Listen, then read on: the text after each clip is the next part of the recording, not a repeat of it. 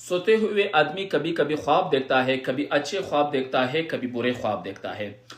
आम ख्वाब इसके मुतालिक कुछ बातें हैं, अच्छे ख्वाब के मुतालिक कुछ बातें हैं, बुरे ख्वाब के मुतालिक कुछ बातें हैं। आखिर तक सुन लीजिए।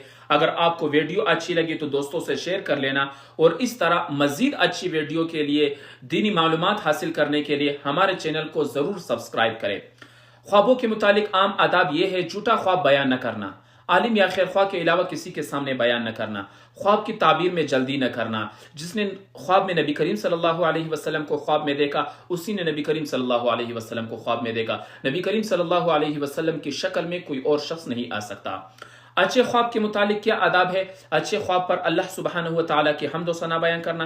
नंबर 2, खुश होना। नंबर 3, अपने खैर ख्वाह के अलावा किसी और के सामने बयान न करना। नंबर 4, उसकी अच्छी ताबीर लेना। अगर बुरी ख्वाब देखे तो फिर क्या करना चाहिए? बाएं तरफ 3 मरतबा तत्कारना। नंबर 2, औज़ु बिल्लाहि मिनश शैतानिर रजीम पढ़ना। नंबर 3, पहलू बदल देना। नंबर 4, अल्लाह से उस ख्वाब की अच्छाई मांगना और उसकी बुराई से पनाह चाहना।